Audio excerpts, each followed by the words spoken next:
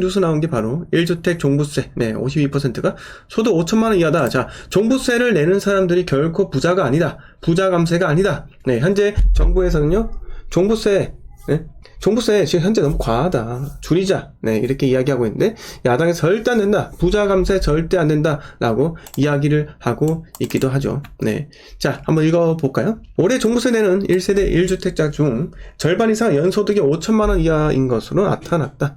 자, 연소득이 2천만원 이하인 경우도 30%를 웃돌았다. 라고 이야기를 합니다. 공정시장 가액 비율 인하 등 조치로 1인당 평균 종부세 고지액이 작년보다 줄었지만, 납세자 10명 중 4명은 종부세 부담이 늘었다고 합니다. 자, 종부세를 내는 1주택자의 상당수가 저소득층이라며 이런 분석 결과를 발표했다라고 이야기를 하는데요. 자, 근데 이게 보시면은 야당에서 볼 때는 이거를 욕할 수가 있겠죠. 네. 아니 이거 부모한테서 집 한 채 물려받아가지고 그냥 뭐 그런 경우 아니냐? 그런 대학생 수준밖에 안 되지 않냐? 이렇게 이야기하는 경우도 있을 거예요. 네. 또 뭐가 있을까요? 네. 자, 방금 말씀드린 것처럼 돈 많은 부모 잘 만나서 증여받아가지고, 어쩔 소득이 낮으네. 그거 아닌가. 이렇게 이야기하는 경우도 있을 거고요. 그냥 진짜 서울에, 뭐 예를 들어서 과거에 주공아파트를 분양받아가지고, 그냥 평범하게, 청소를 비하하는 게 아니지만, 뭐 예를 들어서 미화 일이나, 식당 일이나, 그런 거 하면서 열심히 살아가지고, 소득은 그래 크진 않지만, 내 집 하나, 네, 서울에 내 집 하나가 있는 경우. 네, 그런 경우도 소득이 낮을 수도 있다는 겁니다. 네, 자, 그러니까 야당에서 공격할 수 있는 논리는 충분하다는 거죠. 하지만 제 생각은 그래요. 종부세 취지를 한번 생각해 보자고요. 종부세 취지. 종부세는요, 종합부동산 소득세예요. 네, 종합부동산세입니다. 진짜 자산이 많은 사람들에게 세금을 더 내라 라고 하는 거죠. 자, 그렇다면은 과거 같은 경우는요, 자, 종부세가 인당 얼마까지 공제돼요? 원래는요 9억까지였죠. 네. 과거에 서울에 10억이 넘는 아파트가 많았을까요? 그렇게 많지는 않았습니다. 지금은요, 그냥 널린 게 10억 이상 아파트인데, 과거에는요, 10년 전만 하더라도 그렇게 크지가 않았어요. 자, 그러니까 선진입한 사람들한테는요, 우리가, 그분들은요, 떼돈을 벌었죠. 네. 자, 보세요. 자, 이 근처에, 예를 들어서, 강남이에요. 네, 한티역하고 이쪽에 도곡역 쪽이죠. 네. 자, 2005년에 지어진 역삼 내면 한번 볼까요? 어때요? 10년 전. 이때 10년 전에 여러분 평균 6억이었습니다. 6억. 여러분 24평 6억이었다고요. 자, 매매가 전세가 어때요? 갭이 어때요? 네. 2억입니다. 강남의 아파트가 2억이에요. 갭이. 근데 얼마가 상승했죠? 얼마가 상승했을까요? 자, 2014년, 13년 1월 볼까요? 1월로 봐서 자, 13억이 올랐습니다. 6억대 아파트가 13억이 올랐습니다. 6억이 20억이 되었어요. 자, 근데 제가 이걸 비유로 들었지만요. 주공아파트 한번 볼까요? 주공아파트. 자, 개포. 네, 개포동에 주공아파트 많잖아요. 네, 이때 최초로 분양받은 사람들, 1983년 10월 달에 해서 최초로 분양받은 사람들 있을 거 아닙니까? 네, 얼마나 더 쌌을까요? 엄청 쌌겠죠. 1억대 더 쌌을 수도 있겠죠. 네. 근데 아무튼 간에 이때 이때 산 게 아니고 이때 임대 아파트로 들어가가지고, 네. 오랜 기간 동안 내가 뭐 부부가 계속 맞벌이하고 뭐 열심히 일해가지고 이게 내 집으로 온전히 됐다. 이런 사람들이 많다는 겁니다. 그러니까 즉 종부세의 목적과 부합하지가 않는 시장 상황이 된 거예요. 그럼 어떻게 해야 되겠습니까? 저는요, 종부세 이거는요 상향을 해야 돼요. 왜? 정부에서 국민들한테 돈 뜯어내려고 세금을 걷는 게 아니지 않습니까? 네. 물론 국가에 예산이 많이 필요하죠. 근데 그게 징벌적 과세로 돈을 보편적으로 뜯어낸다? 그건 저는 아니라고 봐요. 아니라고 봅니다. 소득이 어느 정도 되는 사람들이, 즉 부자지, 그냥 옛날부터 집을 갖고 있었는데 시장 상황이 바뀌면서 그 집이 많이 올랐다. 그래서 세금을 내야 된다? 그건 좀 아니지 않을까? 라는 생각이 듭니다. 네. 자, 아무튼 간에 결국은 이익 실현하지 않았지 않나요? 네. 선지검무님께서 집에서 수익이 나오는 것도 아닌데, 네. 맞습니다. 네. 집에서 수익이 나오는 게 아니죠. 그냥 나는 열심히 일하면서 임대 아파트 정부에서 주는 거 받아가지고 가만히 있었는데 갑자기 종부세 내려간다. 수백만 원, 수천만 원씩. 이건 아니지 않을까요? 네. 아니, 여러분, 이걸 이익을 실현했을 때 비로소 세금을 내야 되는데 이익도 실현하지 않았고 그냥 내가 갖고 있고 거주만 할 뿐인데 이거를 세금을 징벌적으로 때린다? 적폐다? 이렇게 하는 거 아니지 않나요? 네. 강남에 살면 다 적폐예요? 아닙니다. 강남에 사는데 얼마나 그냥 평범한 사람들이 얼마나 많겠습니까? 정말 많아요. 네. 자, 이 사람들이 전부 다 부자는 아닙니다. 네. 얼마나 검소한 사람들이 많겠습니까? 네. 그러니까 이 집이 있는 사람들 그런 게 있잖아요. 과거에 우리가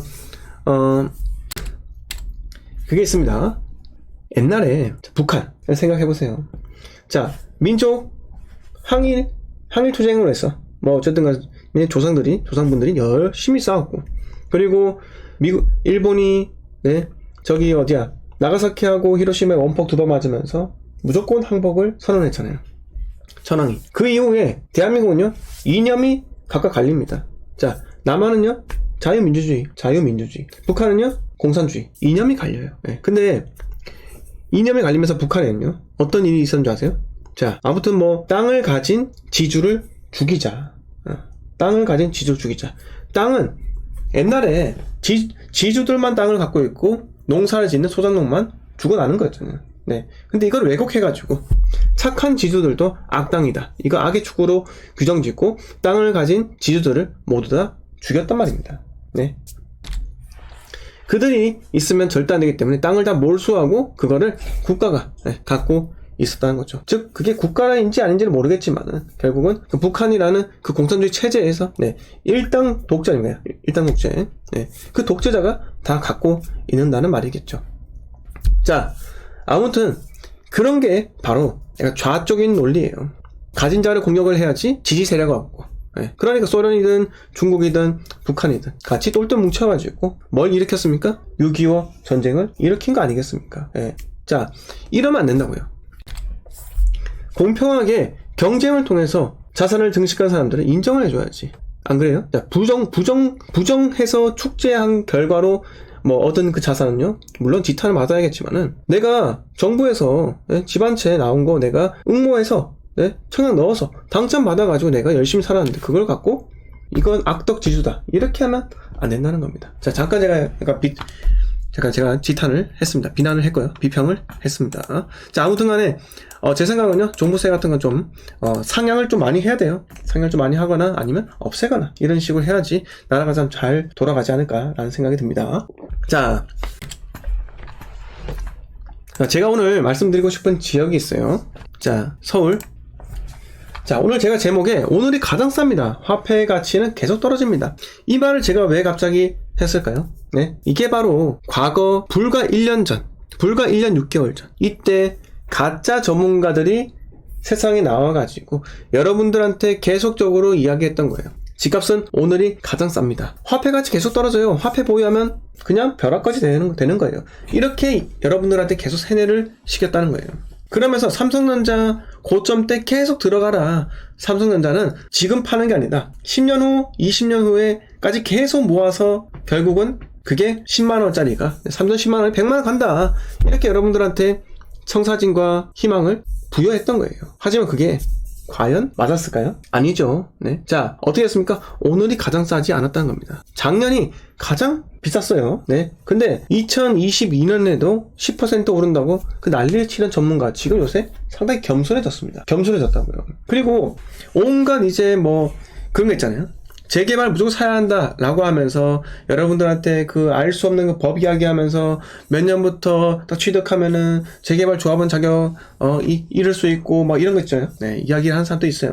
그리고 최근에 2022년에 계속 모아주택 사라고 그거 하면 대박 난다고 이야기한 사람들도 있다는 겁니다. 시장은요, 여러분들이 재방송만 보셔도 안 되겠지만 일단 재방송은 밤 10시부터는 좀 보는 게 좋아요. 왜 그러냐면 투자를 하는 사람은요, 시장을 객관적으로 보지 않으면 집니다. 누구랑 싸움에서요? 시장과의 싸움에서 진다고요. 시장과의 싸움에서 이기기 위해서는요, 나는 이 시장을 한 발짝 두 발짝 떨어져서 봐야 돼요. 그냥 바라보기만 할 때도 필요하다는 겁니다. 그냥 무조건적으로 내가 그 시장에 계속 참여하고 사고 팔고 하고 있으면요, 그거 진짜 큰일 날 소리입니다. 자, 여러분, 중개사무소 소장님들, 여러분 여기 중개사무소 소장님들 계시죠? 네. 소장님들도 계시지만은 그 소장님들이 그 시장에 계속 있잖아요. 네. 소장님들이 부동산 시장에 계속 있잖아요. 여러분, 주식 투자하는 사람 있잖아요. 전업 투자자라고 하시는 분들 하루 종일 주식시장에 들어가 있잖아요. 과연 그들이 항상 돈을 많이 벌까요? 아닙니다. 돈을 벌려면요, 시장에서 한 걸음 떨어져야 돼요. 떨어져서 바라보고 적절한 타이밍에 들어가야 되는 거지. 그냥 매일같이 가가지고 사고 팔고 중개사무소 가가지고 제가 오늘 또 이쪽 지역을 갔다 왔는데요, 한 바퀴 돌았는데요, 이딴 소리 하면요, 그건 아니에요. 여러분, 오늘 계신 분들 제가 한번 여쭤볼게요. 실질적으로 여쭤볼게요. 자, 임장 갔다 와서, 여러분, 임장 갔다 오시잖아요. 임장 갔다 와서 달라지는 게 있어요? 실질적으로 달라지는 게 1부터 10까지 점수 중에서 10이 되냐고요. 10만큼 달라져요? 안 달라집니다, 여러분. 임장이라는 거에 국한되어 있으면 안 된다는 거예요. 그게 중요하지 않아요, 임장은요. 임장이 중요한 거, 임장은요, 그럴 때 중요합니다. 자, 아파트가 이미 있는 걸 내가 임장 간다 해가지고 뭔가 달라지겠습니까? 자, 주공 아파트 겉에서 보면요, LPG 도시가스, LPG 옛날에 그 프로판 있잖아요. 그거 쓰는 것처럼 보여요. 근데 가든 안 가든 간에, 지금은요, 도시가스 다 밖에 있습니다. 거의 대부분 그래요. 일부 아파트만 제외하고요. 근데 임장을 가는 목적은 딱 하나예요. 낙후된 지역이 어떻게 바뀔지에 대해서 그 청사진을 그리기 위해서 가야 돼요. 그건요, 재개발 같은 그런 빌라 있죠? 빌라들이 모여있는 곳. 내가 재개발에 투자를 할 경우는요, 가서 비교해보는 것도 나쁘지가 않아요. 그리고 또 상가나 꼬마 빌딩 이런 쪽을 투자할 때는 무조건적으로 임장을 가야겠죠. 하지만 아파트를 투자할 때 임장이 그렇게 필요가 있을까요? 아닙니다. 자, 근데 여러분들은 어디서 속을까요? 임장을 많이 갔다 온 사람들의 그 현란한 말솜씨, 현란한 글솜씨에 속는 거예요. 제가 오늘 임장을 갔는데 중개사무소 소장님이 지금 전세 매물 하나 두 개밖에 없어, 내놓는 게 가격이야 바로, 이렇게 이야기했다 해가지고 그게 마치 전체 시장을 대변하는 것처럼 이렇게 글을 적는 사람이 있는데, 그거를 갖다가 그대로 받아들이면요, 그건 골치 아픈 겁니다. 자, 중개사무소 소장님들 10명이 있잖아요. 그 중에서도 실력자 분이 계세요. 근데 여러분, 보편적인 우리 그 차트 있잖아요. 이거 어떤 조직이든 어떤 학교에서든 동일합니다. 모든 인원이 모인 집단에서는요, 이렇게 되어 있어요. 자, 이렇게 될 수밖에 없는 게 뭐냐면, 자, 하위, 상위, 상, 하위, 중위, 중위. 자, 항상 상위권은요 5% 밖에 안 돼요. 자, 하위권도요, 엄청 하위권 5% 밖에 안 된다고요. 자, 중위권이 대부분 90%를 형성합니다. 그러면 여러분들이 중개사무소, 자, 여러분들 블로그 갔습니다. 블로그 가니까 그 블로그 집주인이, 블로그 주인이 중개사무소 갔더니 집 전세가가, 전세 매물이 하나도 없어가지고 난리다, 대기 있습니다, 이렇게 이야기한다고 글을 적었어요. 여러분들 그거를 그냥 고지고대로 받아들일 필요가 있을까요? 여러분들이 활동하는 오픈 채팅방에서 그런 말이 나왔다 해가지고 그걸 고지고대로 받아들일 필요가 있을까요? 받아들일 필요가 없습니다. 왜? 자, 중개사무소 소장님 중에 실력자 상 5%예요. 100명이 있으면요 5명만 실력자예요. 자, 나머지 90명은요 그냥 평범하게 중개만 열심히 하시는 분들이라고요.